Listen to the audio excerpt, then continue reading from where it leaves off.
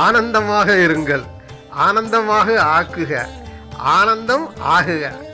இதுதான் தென்னகத்தின் விவேகானந்தர் பெரிய சுவாமியினுடைய வேத வாக்கு.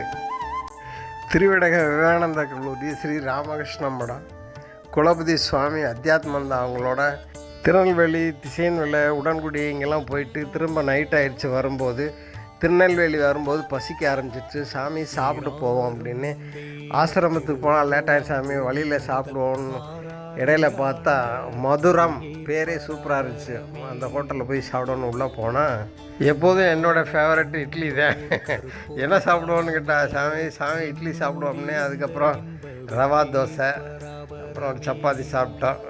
சாப்பிடையிலே காரசாரமாக இருந்துச்சு. நீங்கள் திருநெல்வேலி போய் காரமாக சாப்பிடணும்னா இந்த ஹோட்டலுக்கு போங்க, நான் வேண்டான்னு சொல்ல மாட்டேன். அவ்வளோ காரமாக இருந்துச்சு. ஆனால் நல்லா இருந்துச்சு, எல்லாமே சாப்பிட்றதுக்கு நல்லா இருந்துச்சு. காரம் தான் கொஞ்சம் கூட.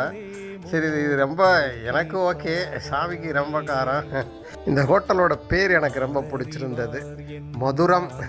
பேர் நல்ல மதுரமாக இருக்குது, சுவையும் மதுரமாக தான் இருந்தது. ஆனால் இந்த இதுதான் சாம்பார் கொஞ்சம் காரம் அதிகமாக இருந்தது. நீர் போகும்போது க்ளீனாக தெரிய ஆரம்பிச்சிச்சு, எரிய ஆரம்பிச்சிருச்சு காரம் கூடன்னு. அப்புறம் அப்படி வர்ற வழியில் ஸ்ரீ சமூகலா சேவ கடையில் ஒரு கடை இருந்துச்சு. அங்கே போய் ரொம்ப காரமாக இருக்குது, இதை குறைக்கிறதுக்கு ஐஸ்கிரீம் சாப்பிடுவோம், கூல்ட்ரிங்க்ஸ் எதாவது சாப்பிடணும்னா அப்புறம் அங்கே போய் ஐஸ்கிரீம் வாங்கி ஐஸ்கிரீம் சாப்பிட்டோம். கொஞ்சம் இதமாக இருந்துச்சு எனக்கு. ஐஸ்கிரீம் இதெல்லாம் வந்து வேறு வழி இல்லாமல் இந்த காரத்தை குறைக்கிறதுக்கு சாப்பிட வேண்டியது இருந்தது.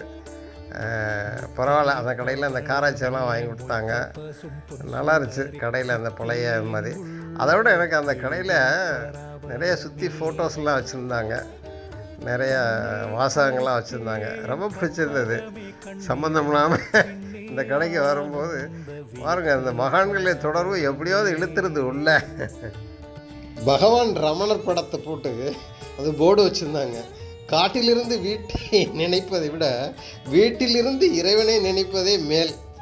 ஆன்ம ஞானத்தை அடைய விரும்பினால் இடத்தை மாற்றுவதில் பயனில்லை, மனம்தான் மாற வேண்டும் என்கிறார் பகவான். ரொம்ப பிடிச்சிருந்தது. இந்த பிரசாத்துக்காக இந்த கடைக்கு வந்திருக்கோம் போல இருக்கு.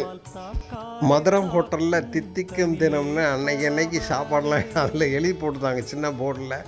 அதே மாதிரி இன்றைய நாள் வந்து தித்திக்கும் தினமாக ஆனது. ஆனந்தம்.